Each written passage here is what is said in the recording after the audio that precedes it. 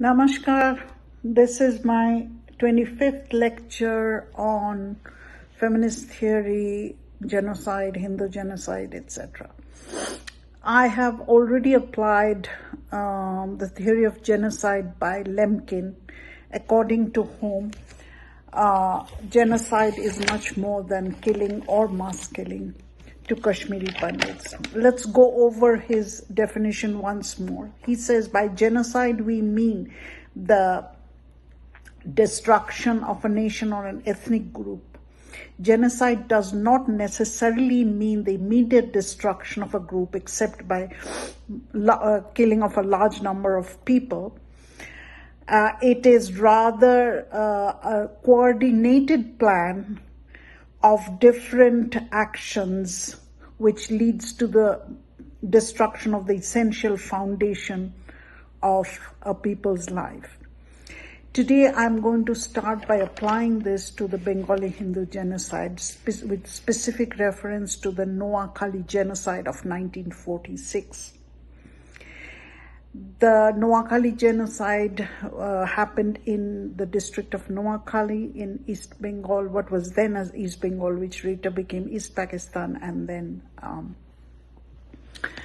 it's Bangladesh now. I'm going to apply a very specific thing because we are going to talk about this over 3, 4, and several lectures. Now, according to one theory, there are 3 levels of the collective action of genocide. John Hagan and Wenan Raymond Richman talks about the 3 levels of genocide. The macro level, where there's the state acting. We said the state is more or less always involved in genocide. And that's in a genocide, it's always the state.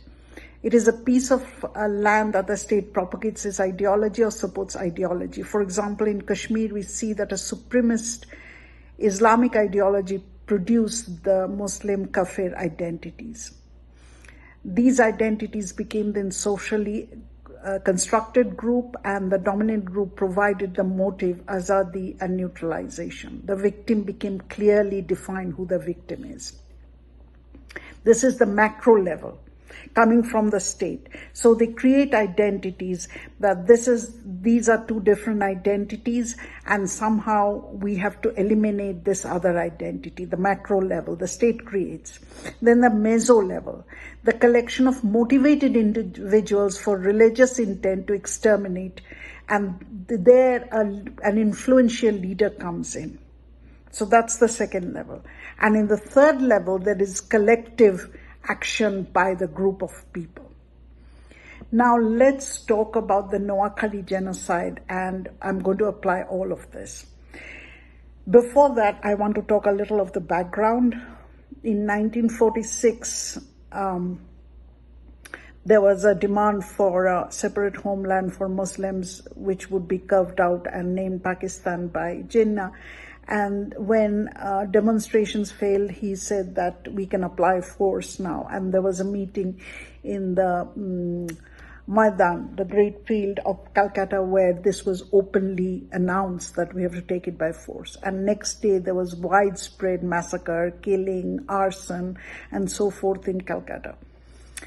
At first, the Hindus, they were all Hindu shops, Hindu people who were killed, and the women were violated, as always. And the Hindus was taken by a surprise. And eventually the story goes that one Gopal Mukherjee, who owned a meat shop, rose up, took up arms with his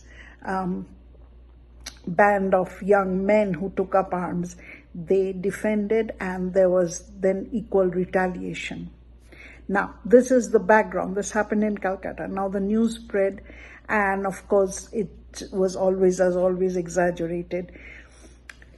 This is specific to Noakhali. It was October, and it was around the time of the biggest festival amongst Hindu Bengalis, which is the goddess Durga is evoked, the Durga Puja.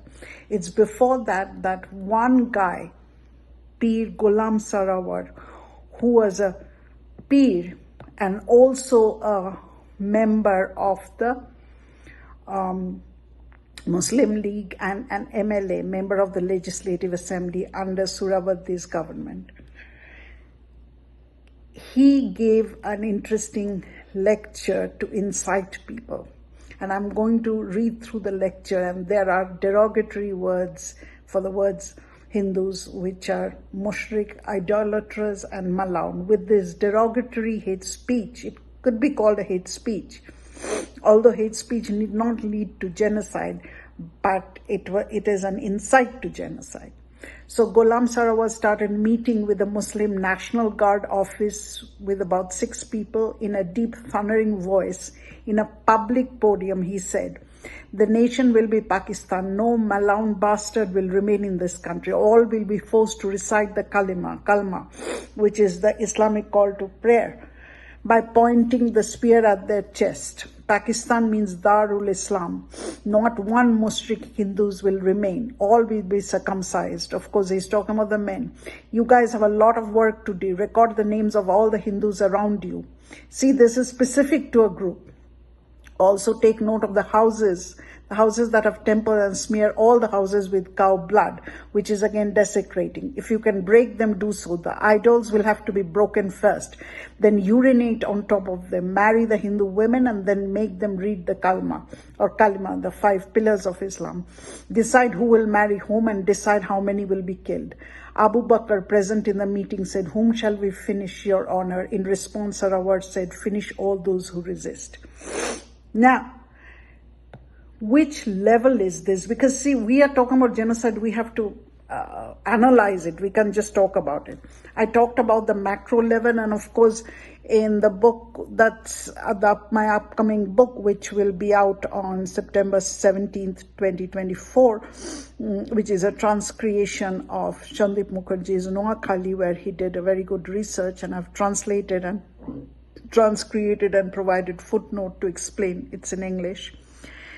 It shows there's a micro level because the cops and the state were very much complicit with the Muslim population targeting the minority Hindu population of Noakhali. So that's the macro level. The state is always involved in a genocide. We talked about this earlier.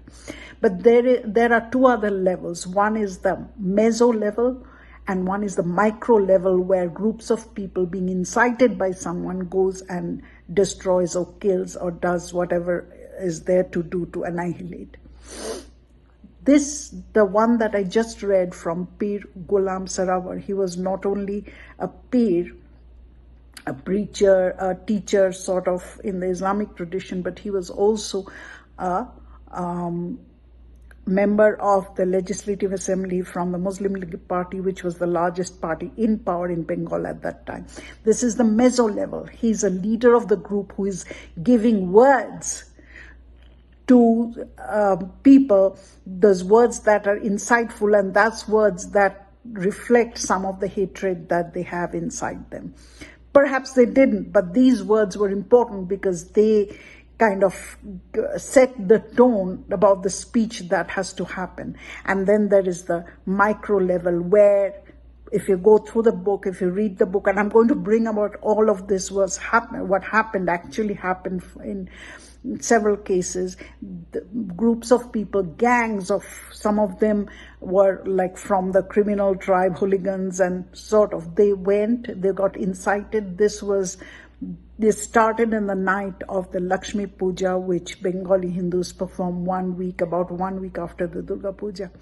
They went from house to house, arson, killing, putting fire, violating women, and point blank killing adults and children, unarmed people, just for their identity. Most of these people had no way to defend themselves because they were mostly poor villagers. A couple of people who were wealthy had guns, but they couldn't retaliate in the face of this huge mass coming. That's the micro level. So there's a macro level, the meso level, which is what Pir Ghulam Sarawar is talking about, and then the micro level. So these are the 3 levels in which genocide works. But genocide is not a one-time thing. It's a long-term process of continuous coordinated effect coming from the state, coming from different people, of the annihilation of an ethnic group because they're deemed as the other. Like I said, in this case, in the case of the Kashmiri Hindus, social construction was done, binaries between Muslims and non-Muslims or Hindus, and then the whole ethnic cleansing, genocide, etc. happened. So these are the complexities that we have to understand when we have to understand genocide. And slowly I'm going to introduce feminist theory to understand all of this. The lecture for today is that's all.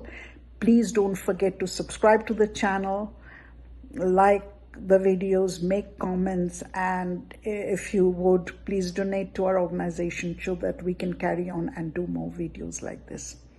For today, that is all. Namaskar.